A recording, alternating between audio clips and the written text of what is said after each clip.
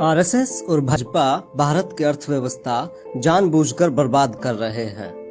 विश्वविख्यात अर्थशास्त्री चेतावनी दे रहे हैं कि इंडिया आर्थिक तबाही के मुहाने पर खड़ा है। देश की जीडीपी 8.5% से शून्य पर आ चुकी है। यूएनओ चेतावनी दे रहा है कि इंडिया के आधे लोग बेरोजगार हो जाएंगे।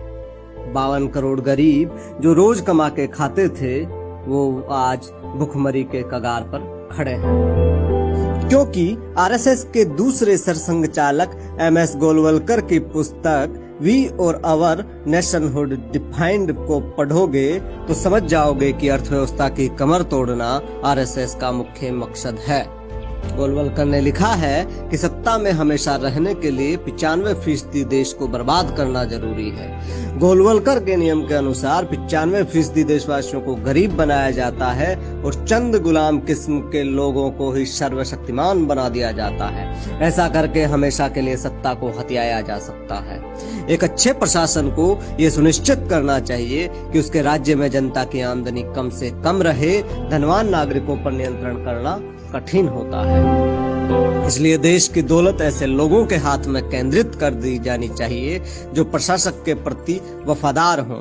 नोटबंदी, जीएसटी, बैंकों के बढ़ते एनपीए, पीएमसी, सरकारी कंपनियों को बेचना, रोजगार खत्म कर देना, दंगे करवाकर अरबों खरबों की संपत्ति को नुकसान पहुंचाना, संविधान को बदलकर कमजोर कर देना, ये सब एक षड्यंत्र के तहत किया जा रहा है। यूएन की रिपोर्ट के अनुसार 2016 से 18 तक रोज 1095 अमीर भारतीय देश छोड़कर विदेशों में बस रहे हैं। जरा गौर करो कि देश की अर्थव्यवस्था डूब रही है और सरकार के चेहरे पर शिकन भी नहीं है। वही जो गोलवलकर ने कहा कि देश को कमजोर करके बर्बाद कर। गोलवलकर के वचन की कसौटी पर सरकार की आर्थिक नीतियों को कसकर देखिए, आपकी समझ में आ जाएगा कि झोल कहाँ है। जय हिंद, वंदे मातरम।